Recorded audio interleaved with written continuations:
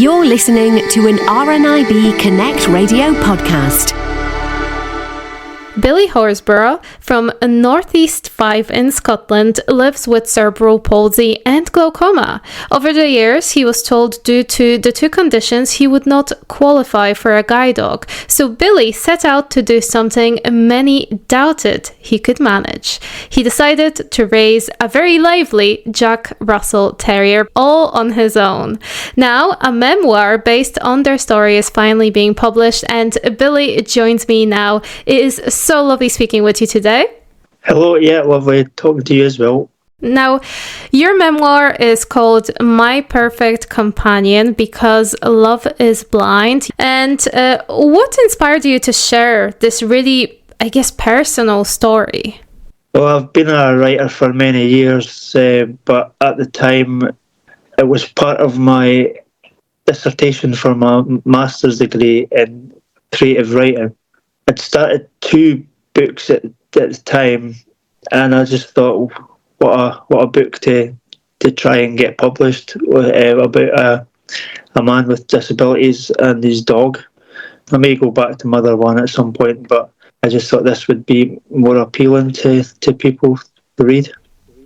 It makes sense. I mean, people love dogs. Can we talk about the Jack Russell Terrier that you decided to invite into your life? What is Dobby's personality like? He has an amazing personality. He's such a really loyal companion. He has his cheeky side as well. He always has. It was really difficult to begin with, raising him from puppy age, but I've had friends who have had Jack Russells in the past, and a lot of people said that a Jack Russell would be too difficult for me to raise because of my cerebral palsy and glaucoma, but I knew otherwise because I know what Jack Russells are like. I know they could be energetic dogs, but Dobby is such a really calm, gentle companion to have, especially around the house. He likes to play a lot, maybe 2 or 3 times a day. But once he's played at night, he'll curl up beside me on the couch. The colouring of the dog was important to me because of the lack of sight I've got now.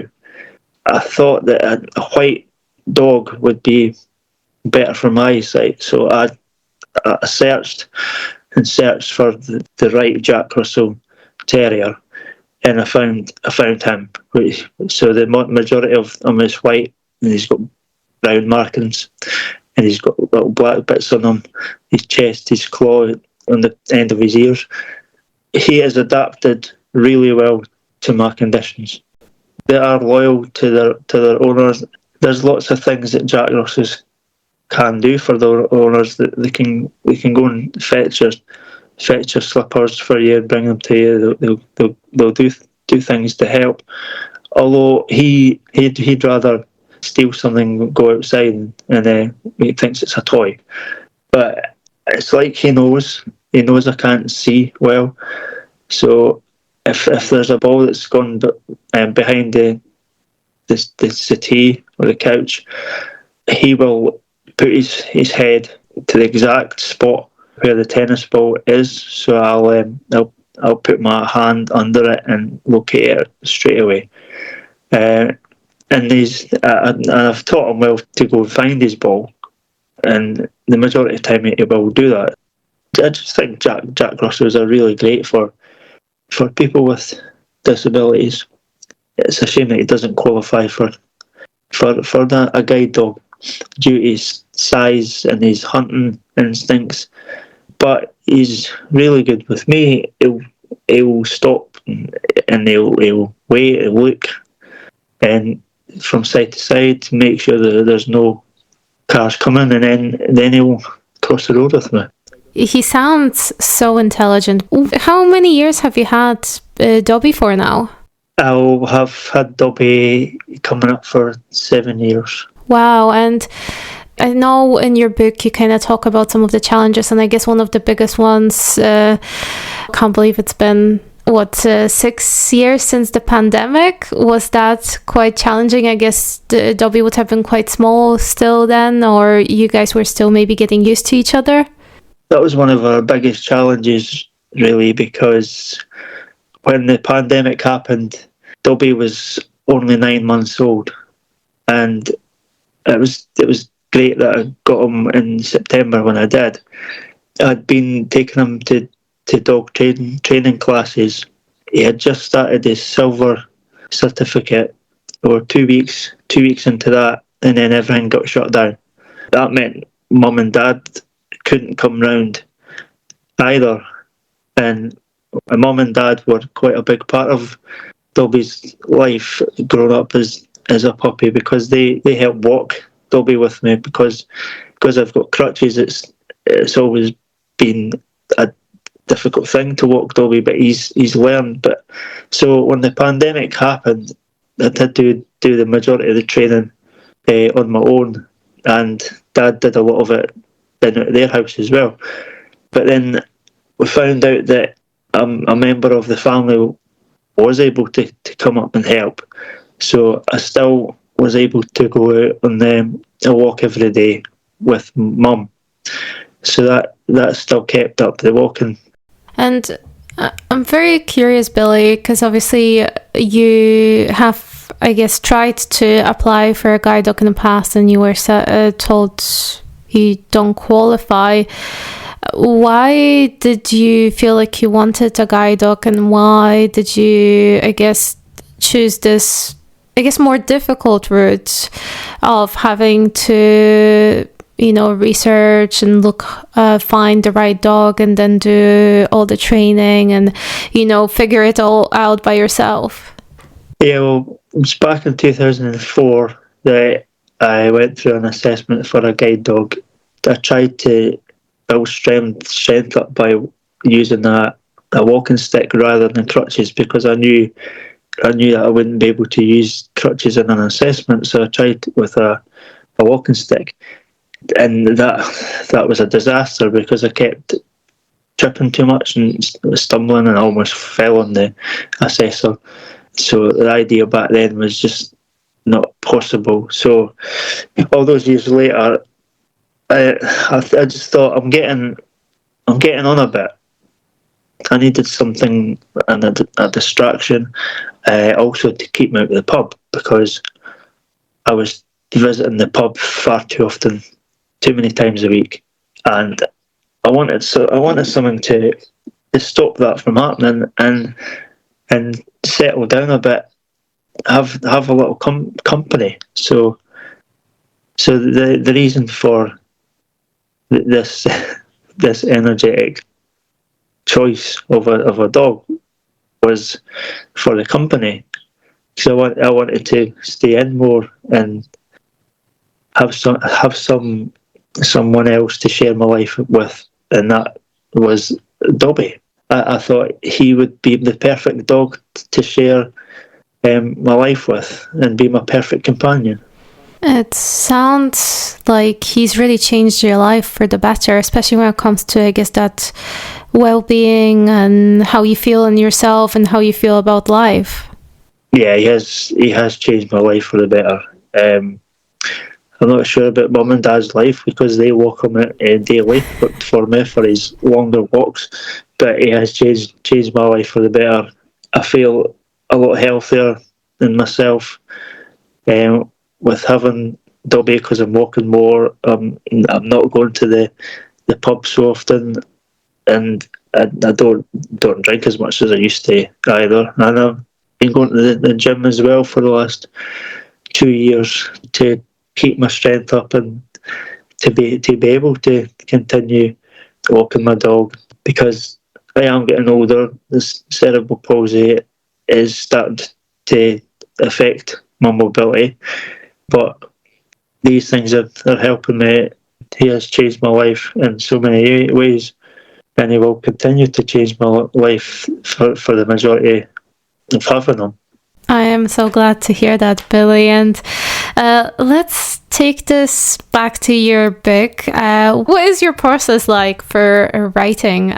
I use a Supernova screen reader and magnification. The magnification is almost non-existent now, but the process for writing a book, I have my chapters set out.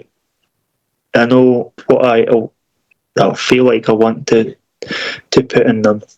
I'll do a little mind mapping, so there'll be a few things that I want to include. I put all that onto the computer, then I go back to the beginning of that chapter, and that's when my second draft happens. I'll go through, do a second draft, and go through, do a third, fourth, fifth, just how many drafts it takes. Did you find the story changed quite a lot between your first and the last draft? Yeah, it did. It changed quite a bit, actually, because there was some parts that I thought that doesn't fit where it's at. So I had to do a lot of restructuring and move things around.